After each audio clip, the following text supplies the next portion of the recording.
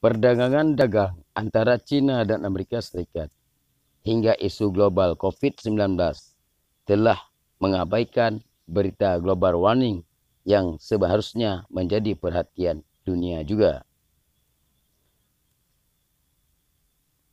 Persaingan global antara China dan Amerika serta COVID-19 seharusnya tidak boleh menyurutkan semangat masyarakat dunia terhadap perhatiannya kepada warming global ini. Perang nuklir Amerika Serikat sekalipun yang dikhawatirkan masyarakat internasional belumlah seberapa dibandingkan dengan kekhawatiran kita terhadap ancaman bencana dunia yang disebabkan oleh pemanasan global yang meningkat tanpa perhatian daripada pemimpin-pemimpin dunia.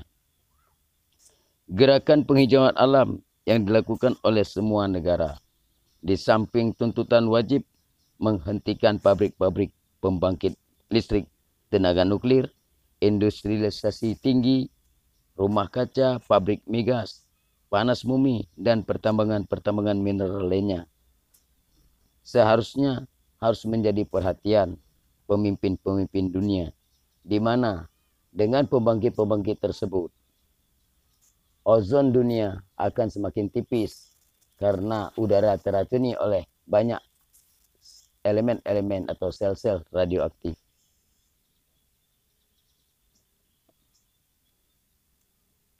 Aktivitas ekonomi yang mengharuskan industri-industri itu lahir sehingga terganggu atau tercemarnya udara sehingga meracuni banyak pertumbuhan-pertumbuhan penghijauan lainnya di dunia, sangat dikhawatirkan bisa menjadi atau memicu terjadinya peningkatan panas bumi yang tidak dapat kita atasi.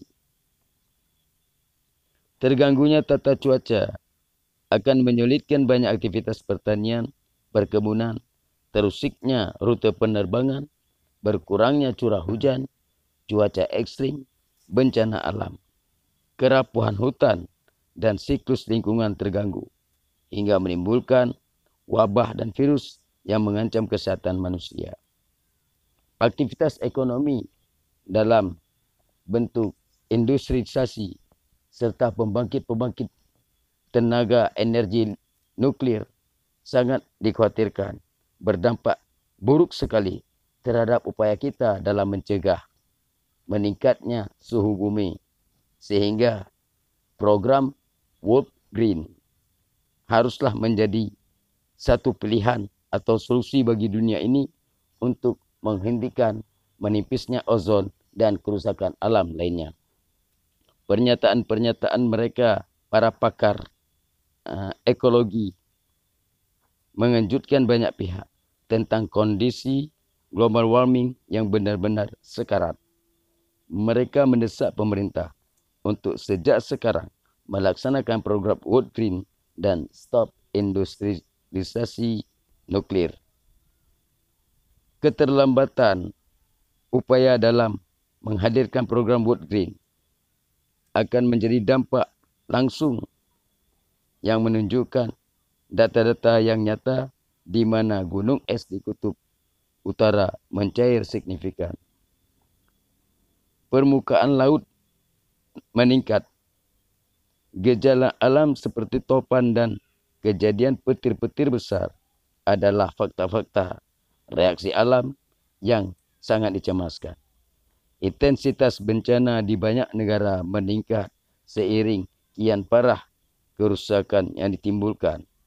Pengamatan terakhir di kondisi ozon mengalami kerusakan lebih parah dibandingkan kerusakan 10 tahun yang silam. Sehubungan manusia belum mampu mendapatkan energi terbarukan, perusahaan-perusahaan global pun terganggu bisnisnya. Pabrik-pabrik raksasa di banyak negara yang sulit menghentikan usahanya, sehingga para pemimpin dunia tidak mampu menemukan kata sepakat bagi program World Green.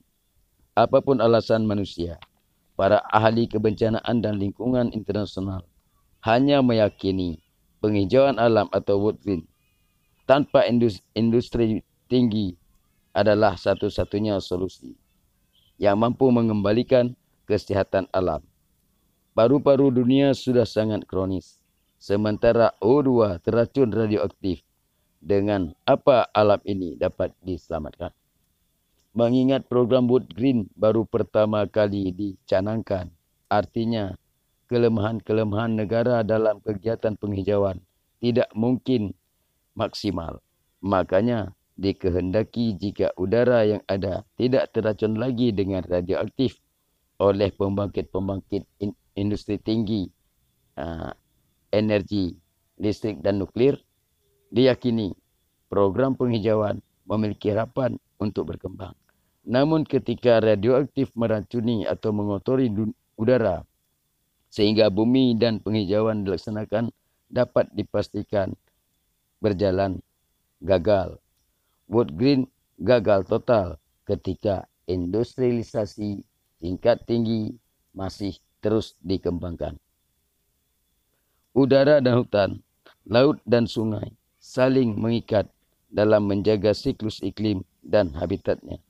Udara dan iklim menjadi dasar terbentuknya siklus alam dan flora fauna pada habitat dan lingkungan pada perputaran mata rantai makanan.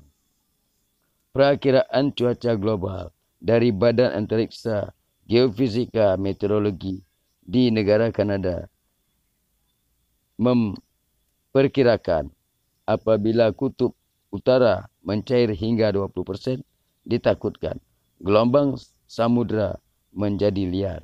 Badai akan acap muncul seiring pertemuan awan-awan cumulonimbus pekat yang melahirkan petir dan tornado. Kecemasan potensi tsunami raksasa bakal menghantam pantai dan daratan di zona Atlantik dan Pasifik Utara bukanlah isapan jempol, melainkan adalah realita yang akan kita tuaikan apabila program Wood Green tidak mampu kita jalankan. Jika terjadi ketika siklus kemarau, badai angin panas yang mematikan akan bergerak ke darat. Kematian sangat mengerikan, kebakaran hutan dan lahan tidak dapat dihindari. Mereka telah mengkaji kemungkinan, telah mengamati riwayat-riwayat peristiwa yang kadang terulang dalam kurun waktu tertentu, sehingga kecemasan sangat menjadi alasan dan seharusnya pemerintah di seluruh dunia serius memperhatikan terhadap perubahan cuaca dan perubahan alam ini sehingga Wood Green benar-benar dapat dilaksanakan. Pemimpin dunia terutama negara-negara yang rawan seperti Amerika Serikat dan Kanada serta China di Asia dan Jepang juga di dataran Meksiko dan Argentina di Amerika Serikat adalah negara-negara yang seharusnya waspada dalam intensitas tinggi di mana perkiraan gelombang raksasa tsunami yang memungkinkan muncul di perairan tersebut. Demikian laporan kami untuk sore hari ini. Terima kasih atas perhatiannya. Wassalamualaikum warahmatullahi wabarakatuh.